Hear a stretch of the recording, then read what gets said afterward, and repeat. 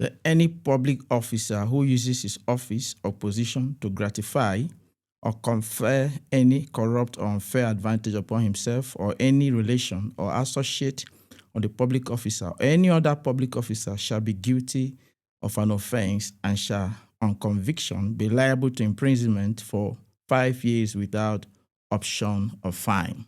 It may interest every public officer to be cautious in exercising his duty at all times so as not to fall short of this section of the Act. The good things of life are inexhaustible. True. You may want to cut corners to get certain luxuries of life. But when you look back, this thing, should I go ahead and do that which is illegal or wait back and do the right thing? That phone that you're longing to have or that car that you're hoping to drive, give it another 2-3 years. There's an updated version. Yes. Hello, viewers, and welcome to another exciting edition of your program, Transparency Files. I am your host, Murna Barnabas Atiai. In a world shaped by competition, uncertainty, and shifting priorities, individuals are often confronted with a difficult question: should I uphold my moral values or do whatever it takes to survive? While moral values guide our sense of justice, integrity, and humanity, survival instincts push us towards self-preservation, sometimes at any cost. The clash between these two forces creates complex dilemmas that test character, belief systems, and societal norms. Today on the program, we shall be discussing the tension between doing what is right and what is necessary, and more. Let us first join Ruth Awodi as she brings us an update on activities around the Commission. It's over to you, Ruth.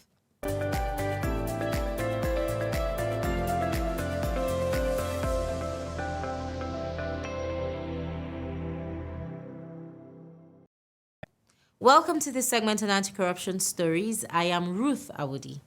ICPC has arraigned the former acting Comptroller General of the Nigeria Agricultural Quarantine Service, NAQS, Dr. Godwin Sunday Audu, before the High Court of the Federal Capital Territory, Apo Abuja, for allegations of corrupt enrichment and falsification of age.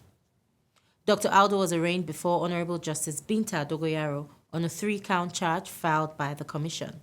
The charges allege that the defendant at various times between January 1990 and December 2024 abused his office to confer corrupt advantage upon himself and falsified his date of birth to unlawfully extend his tenure in the Federal Public Service.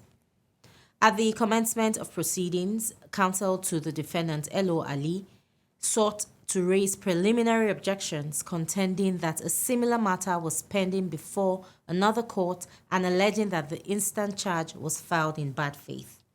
However, counsel to ICPC, Glory Orebu, opposed the application, relying on Section 396, subsection 1 and 2 of the Administration of Criminal Justice Act, ACJA, which requires that arraignment be concluded before the hearing of any preliminary objections. In a ruling, Justice Dogoyaro upheld the position of the prosecution and directed that the defendant take his plea. The defendant pleaded not guilty to all the charges. Following his plea, defense counsel applied for bail, which was not opposed by the prosecution. Justice Dogoyaro granted the defendant bail in the sum of 5 million naira per count, with 2 sureties in like sum. The court further directed that the sureties must be property owners within the FCT, with at least one being a federal civil servant not below grade level 10. The defendant was also ordered to deposit his international passport and other relevant travel documents with the court registry. The matter was adjourned for commencement of hearing. In another development, ICPC and the Institute of Mortgage Brokers and Lenders of Nigeria, IMBLN, have formally inaugurated a Joint Task Committee, JTC, mandated to implement a landmark memorandum of understanding aimed at professionalizing and sanitizing Nigeria's mortgage and real estate industry. The inauguration ceremony, which held at the ISPC headquarters in Abuja, marked the formal constitution of the committee originally provided for under the MOU signed by both institutions on 10th June 2024. Presiding over the inauguration, ISPC Secretary Mr. Clifford Okudiri Okparaodu, Esquire, DSSRS, confirmed the committee's mandate and formalized the membership list, noting that the exercise represented the operationalization of a strategic agreement concluded in the previous year.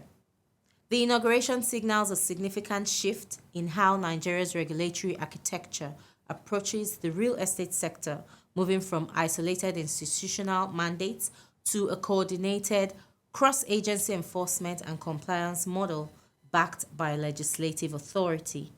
That will be all on this segment. Transparency Files continues with Murna. Stay with us. Corruption not in my country. Madam, madam, welcome.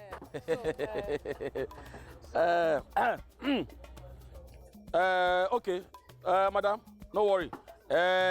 When you deliver the balance, we'll give you the goods. No problem, no problem. All right, so now well done.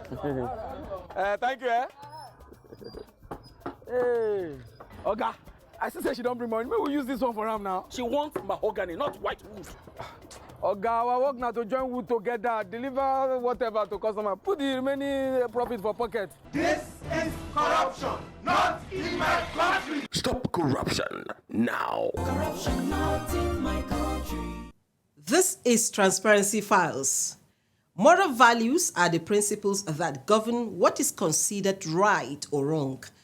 They are shaped by culture, religion, family upbringing, and personal convictions.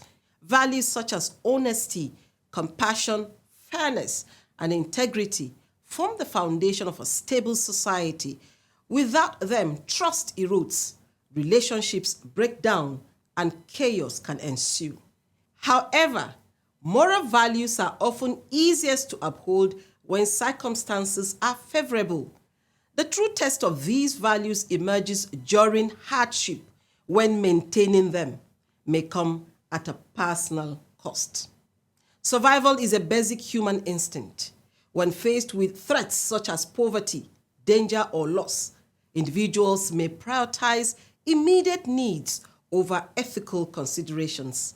A hungry person may steal food. A desperate worker may lie to secure employment, and so on. But the question is, does it make it right? We have Dr. Adaobi Obiabumo, Program Manager, Progressive Impact Organization for Community Development, Primog, to discuss this topic. Stay with us.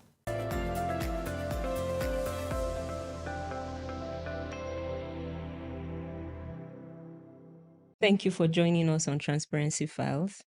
Today we'll be discussing the topic morality versus survival. And to begin with, can you briefly share what moral values are? Okay, moral values, they are components of non-material culture. Right. So when you talk about culture, Edward Taylor said that culture is a complex whole, which means it's an embodiment of ideas, it's an embodiment of values, Right. artifacts. So moral value is one of the components. Yeah. And culture has a way of impacting the life of an individual. Right. It shapes your life. As a young child, you're instilled with those values peculiar to your own society, Yeah. to your own culture. And that, to a long extent, shapes your life and also affects the decisions you make in future. And when you leave your comfort zone, that's your immediate environment, you go into the larger society. There are lots of values out there. But that value that has been instilled in you as a young person, it helps to, especially in decision making, when you're confronted with different ideas, with different decisions, there's a battle going on within you. That value, that culture that has been instilled in you as a young person helps you to make decisions when you're challenged in the larger society. All right. Thank you. So what roles do you think faith, culture, and upbringing, what roles do you think they play in shaping them? So let's take your faith. It's part of religion. Yeah. And Udoka, in trying to understand social order and solidarity in society, found out that religion helps to ensure social cohesion. Right. We know the challenges we have in Nigeria. One of the reasons why we have not, there's still some sort of stability is as a result of religion and your faith. There are certain times when you're faced with issues. Let's take, for instance, the economic situation of the country. We know what inflation rate is, Right. and then you know what the report about poverty is in the country. How then do you as an individual balance the equation? Your faith comes in. Right. There are certain values that your faith, your religion instills in you, that faith that you have. When you're challenged out there, it helps to mold you. Not that you wouldn't want to have, you don't want to do otherwise, but when you remember your faith, your belief, you think twice. Thank you. How can we draw the line between survival instincts and ethical responsibility? Interesting. Okay, let me paint a scenario here for you. Imagine a situation where you're heading to the airport, you have an international trip, and you've done everything within your power to be sure that you get to the airport as early enough. But maybe that day, the president decides to go on a tour or he's heading to the airport. Of course, the road will be blocked. That is not within your confine, or it's not within your control. Right. But on getting to the airport and the counter is closed, what do? The flight is still on ground. It has not taken off. And the lady behind the counter or the man behind the counter tells you, sorry, just got here late. You have to part with the sum of 20,000. Now you're torn between not paying, in quotes, bribe, or should you just wait and come back the next day? But when you think of how much you have paid to secure that ticket, and if you're taking your child to the hospital abroad, you have a doctor's appointment, you're looking at time, what then should you do? And to be honest, integrity to an extent, some could say that it is not convenient. Okay? And so many other people at that point in time when there's life involved, you may be tempted to budge because you're looking at the alternative there. Yes. What's the foregone alternative? The costs. Would you want to pay additional money to fly? Because you've been boxed into a corner. But that does not mean that the lady behind the counter does not know the peculiar challenge why you got there late. Exactly. But because of her office, she's trying to take opportunity and extort. Another situation could be when life is not involved. You've beat the traffic. Perhaps, okay, let me not say traffic. You made a U-turn and there was no indication that you shouldn't have turned there. And there are traffic warders or policemen who stopped you. Why did you turn there? And you're trying to explain. The next thing it says, okay, if you don't give us a certain sum, you wouldn't go.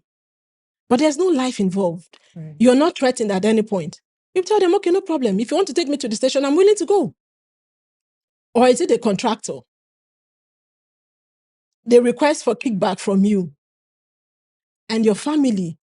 You know the situation at home. What should you do? And to be honest, there are several individuals who would not want to give that kickback. Yeah. They would rather look for alternative businesses to do. But it is not also easy on them. And some people would willingly part with no matter the sum just to get that contract. And that is why we have plethora of abandoned projects. We have facilities or structures or building that are not up to standard. Because at the end of the day, the money left with you is not enough. Yeah. But then there is another aspect. As a young girl, my mom told me that ifoma ade agwonafia, meaning that the good things of life are inexhaustible. True. You may want to cut corners to get certain luxuries of life. But when you look back, this thing, should I go ahead and do that which is illegal or wait back and do the right thing? That phone that you're longing to have or that car that you're hoping to drive, give it another 2-3 years. There's an updated version. Yes.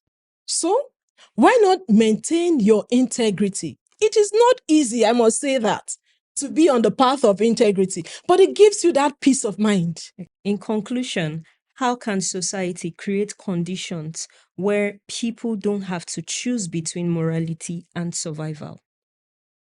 A good one. I would say that the onus is on the government.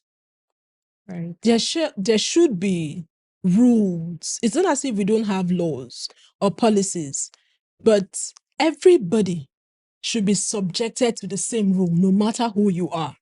Okay. If in a situation where you find out that Ada, as a minister, will not go by the rules, my subordinate will not do same. True. But if everybody is subjected to the same rules and consequences at the same time, we find out that that battle within yourself, morality and survival, wouldn't arise. And then the government should ensure that our policies work. Everybody, we all have a stake in Nigeria. Yeah. Everybody should be made to understand that you are a shareholder in the country. If we lose together. Yeah. If we progress together. Right. Right. Thank you so much. Thank you so much. You've given us very interesting points. So thank you for joining us today on Transparency File. It was nice having you here with us. Thank you for having me. This is our project.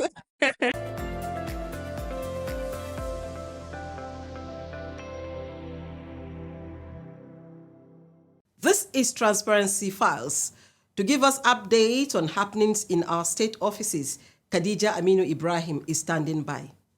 From Sokoto State comes a report that the ICPC has sensitized officers of the Nigeria Immigration Service on corruption and its effects on service delivery. Deputy Superintendent Abdullahi Ibrahim Aliyu emphasized the need for integrity and highlighted efforts to curb corruption through the automation of services. Presentations by CDS members examined the causes and effects of corruption, while Nigeria Immigration Service officials provided insights into passport processing and other operations. Coming from Imo State, ICPC has sensitized the staff and management of the Niger Delta Development Commission on anti-corruption laws and ethical conduct. Speaking at the program, Mrs. Chinwe Agbeocha of ICPC noted that corruption includes facilitation and failure to report offenses, urging staff to uphold integrity, comply with procurement processes, and ensure proper monitoring of projects. And from Oyo State, the ICPC has inaugurated Anti-Corruption and Transparency Unit of the University of Ibadan to strengthen ethical practices and uphold integrity in the institution's administration. The ACTU chairman, Mr. J.O. Ajiboye, pledged the unit's dedication to its mandates as members took the oath of allegiance to serve with integrity.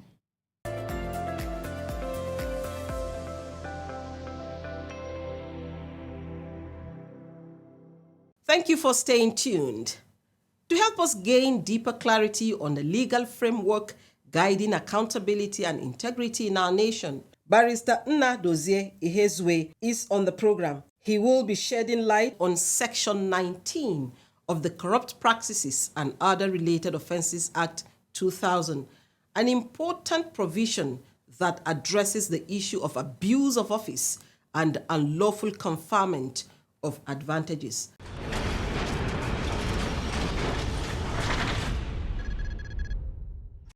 Section 19 of the Corrupt Practices and Other Related Offences Act 2000 provides for abuse of office.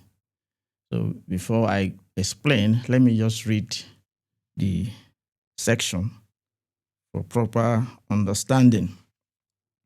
That any public officer who uses his office or position to gratify or confer any corrupt or unfair advantage upon himself or any relation or associate of the public officer or any other public officer shall be guilty of an offense and shall, on conviction, be liable to imprisonment for 5 years without option of fine.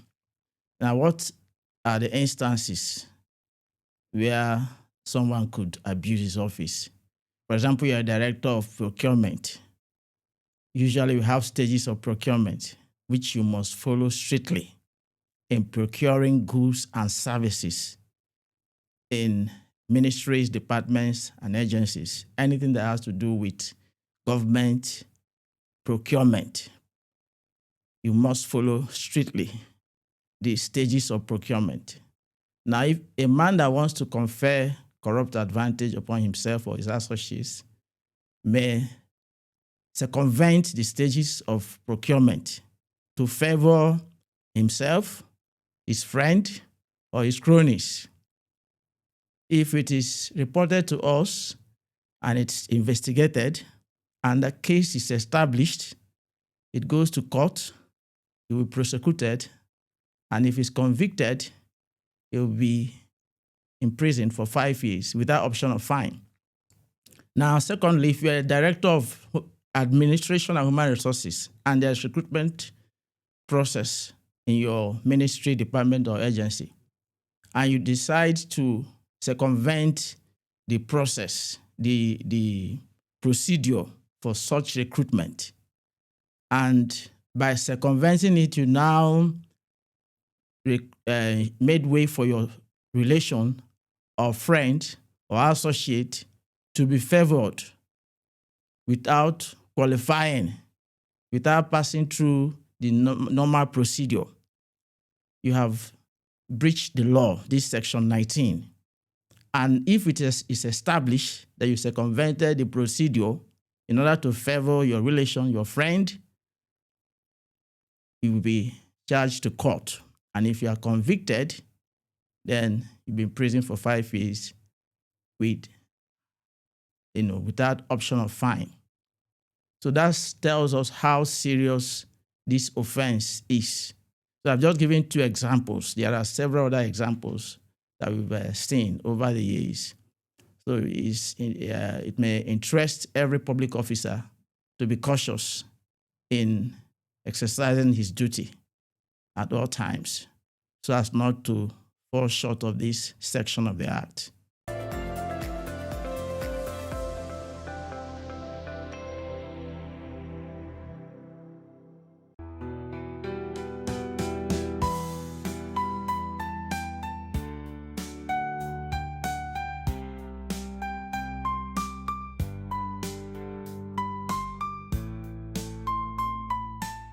Thank you for staying tuned.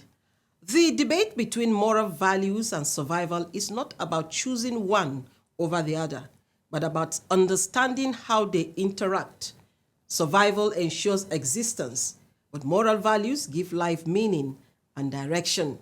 When individuals strive to uphold their values, even in the face of adversity, they contribute to a more just and humane society. Ultimately, true success lies not just in surviving, but in surviving with integrity intact. To know more about ICPC and the work we are doing, please visit our website, www.icpc.gov.ng, and follow us on social media with the handle @ICPC Nigeria. See you again next week. Thank you for watching this edition of Transparency Files. My name is Murna Barnabas Atiai.